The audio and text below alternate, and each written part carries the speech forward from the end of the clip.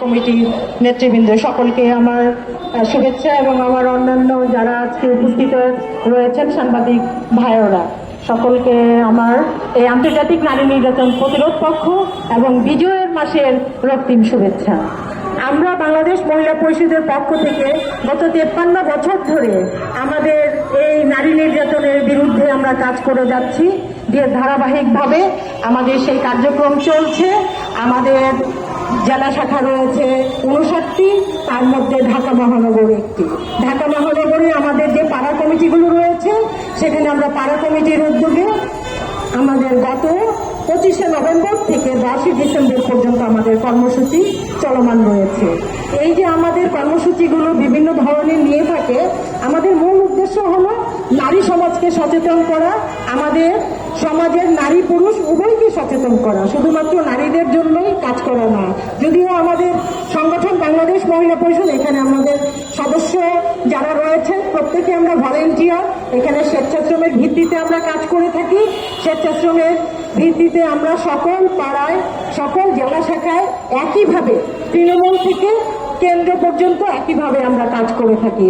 আমাদের মূল যে আমাদের সংগঠনের কাজ সেটা হলো আমাদের যে নারীদের সচেতন, সমাজকে সচেতন, এই যে আমাদের নারী পুরুষের বৈষম্য রয়েছে সেই বৈষম্যকে দূরীকরণের জন্য আমরা কাজ করে থাকি।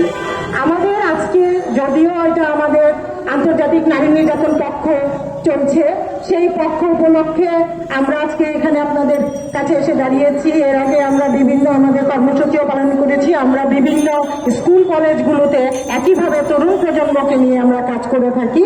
সেখানেও আমাদের একই সেই নারী পুরুষের যে বৈষম্য, আমাদের যে জেন্ডার বৈষম্য রয়েছে সেই বৈষম্যগুলো তুলে ধরার জন্য আমরা চাই আমাদের সমাজে পরিবার থেকে সেই বৈষম্য দূর হোক।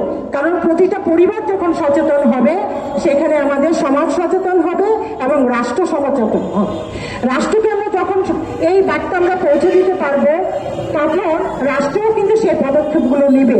আমরা চাই আমরা সম্মিলিতভাবে ঐক্যবদ্ধভাবে সকলে মিলে আমাদের এই সমাজকে যদি সচেতন করতে পারি অবশ্যই রাষ্ট্রের জায়গায় আমরা কাজ করতে সক্ষম হব। পদক্ষেপ নেওয়ার ব্যাপারে তাদেরকে সেই চাপ প্রয়োগ করতে পারবো এবং সেখানে আমাদের কিন্তু এই কাজগুলো করতে আরো সহজ হবে। আপনারা জানেন নারী আন্দোলন আমাদের সেই নারীদের নিয়ে কাজ হলো, নারী কিন্তু সমাজেরই একটা অংশ, সেই হিসাবে এটা কিন্তু একটা সামাজিক আন্দোলন। নারী আন্দোলন মানে শুধুমাত্র নারীদের জন্য নয়, নারী পুরুষের এই যে ডেভেলপমেন্ট, আমরা যে উন্নতি করতে চাই নারী পুরুষের, সেই জায়গায় নারীদের যখন আমরা বঞ্চিত রাখবো না, তাদেরকে পিছনে ফেলে রাখবো না, তাদেরকে সামনে এগিয়ে নিব, সেই এগিয়ে নেওয়ার জন্যই কিন্তু এই নারী আন্দোলনে আমাদের বিভিন্ন ধরনের কর্মসূচি নিয়ে থাকে। এবং আমাদের প্রত্যেকটা কমিটির বিভিন্ন ডিপার্টমেন্ট রয়েছে। আমরা যে শুধুমাত্র লিগ্যাল এইডের কাজ করে থাকি সেটা না, আমাদের সাংগঠনিক পরিবেশ নিয়ে আমরা কাজ করে থাকি, আমাদের প্রশিক্ষণ আছে এবং তরুণ প্রজন্মকে নিয়ে আমাদের পাঠাগারও রয়েছে। সেখানে আমরা তরুণ প্রজন্মকে সচেতন করার জন্য বিভিন্ন বিষয়ভিত্তিক আলোচনা হয়ে থাকে।